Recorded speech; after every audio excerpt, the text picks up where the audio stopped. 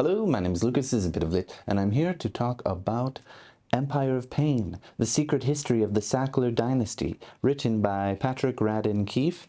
This is an excellent work of frustration and pain and agony, and I highly recommend it and hope that you will read it at your own displeasure.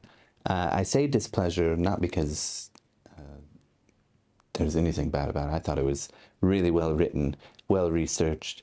It's just that you will be angry in almost entire length of the novel. The first couple chapters, it's the beginning of the Sacklers in America as a migrant Jewish family, poor, and seeing Arthur, Mortimer, and Raymond, particularly Arthur, who was the oldest,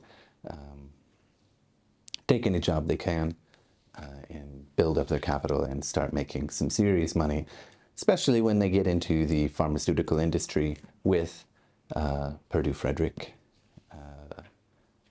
And, of course, eventually, a little bit, 9 years, I believe, after Arthur died, what the Sacklers are now most well known for, although they were well known for their philanthropy and how much money they gave to the arts and to scientific research, this kind of thing.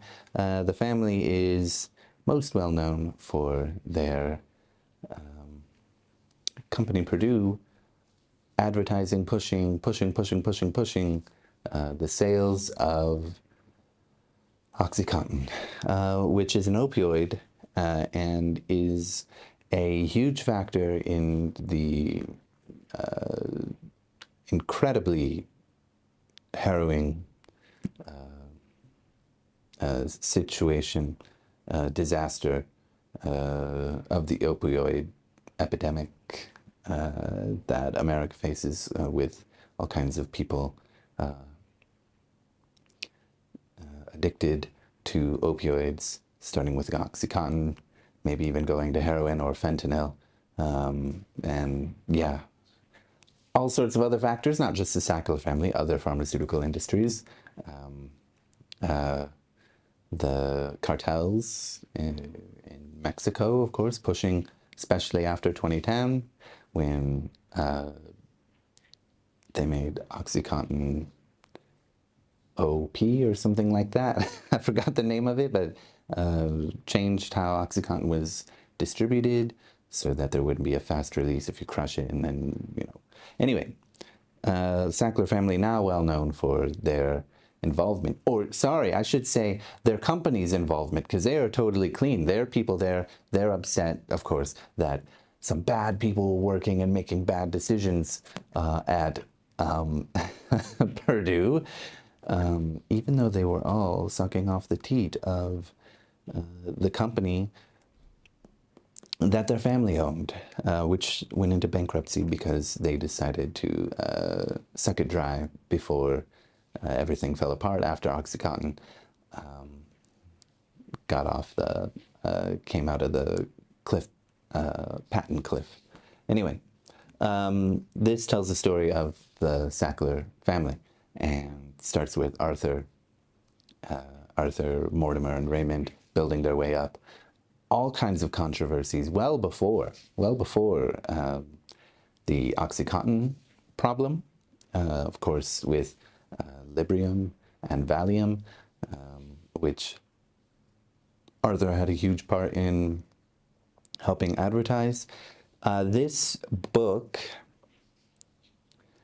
just goes to show how truly vile and disgusting and repugnant and horrible and horrific capitalism is as an economic frame,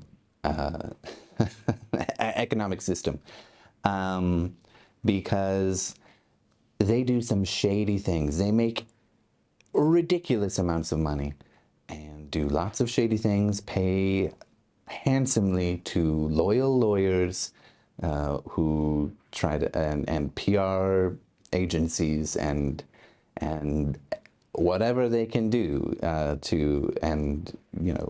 donate lots of money to make their name squeaky clean, or just bully out other companies of competition, or make cases go away, and found really great ways to insulate themselves from the controversies of and the repercussions of the criminal actions of their company, which they had nothing to do with at all. They just owned it and ran the company, but it wasn't them, of course. They are not guilty of anything, and children's lives are being affected by all the reports, or were affected by all the reports, according to the Sackler family. And the children's lives that are important are the Sacklers.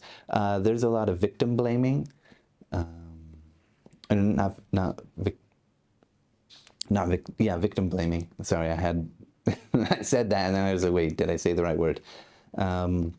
Once the reports after 1996 and beyond, when OxyContin came out, once the reports started coming out that there was serious abuse and addiction problems with OxyContin, of course, the bigwigs, the Sacklers, were blaming the people addicted to their drugs, and finding any which way they could to curate a nice, squeaky clean story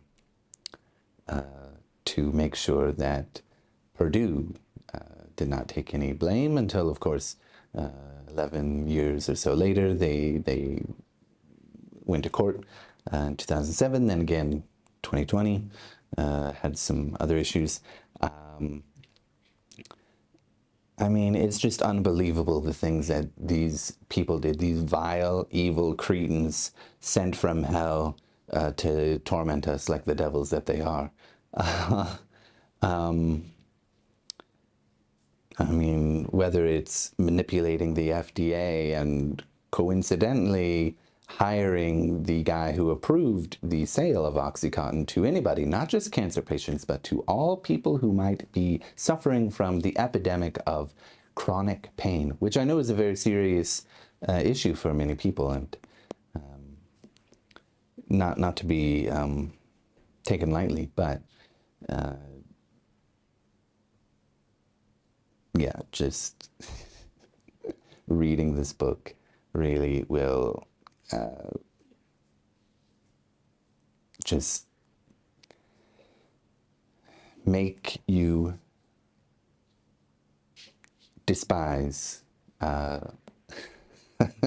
capitalism. It makes me despise it, but I already hated it, so doesn't really matter that it made me hate it. But it's unbelievable the way that they're, of course, as you probably know, moving a lot of money to offshore bank accounts to avoid paying taxes and this kind of thing, and all kinds of privileges that come with being incredibly wealthy, and they just used it and abused it. And I believe that there is this really just cold part. The person who came up with the idea of using oxycodone, which is an opioid, somewhat similar to morphine, but wasn't really used in a lot of drugs, or was mixed with other drugs, aspirin, acetaminophen, in other drugs, which the names of those I forgot. But Kathy, I believe her name, Kathy Sackler, Kathe. She had the idea to do that, and she told Richard, who was on the other side of the family, who wanted to micromanage everything, and did most of the victim blaming, and even had the audacity to say that Purdue was the victim, even though they, lost a court case and had to pay a measly fee of $600 million in 2007. which was hardly anything for them because they had way more in the bank because OxyContin made so much money. But after that, of course, they decided we need to start paying ourselves more of this money and making Purdue a shell of what it once was, so that we can get out and diversify for ourselves. Anyway, in 2020, Kathy was up to speak, and the prosecutor or whatever said, blamed her and the rest of her family for what has transpired in terms of the opioid epidemic. And she said, no, I'm not guilty. Purdue is guilty. I am an individual person. I read that, and much like throughout the rest of the book, I felt a certain inspiration in my anger, and I grabbed my book, and I hit my knee with the book.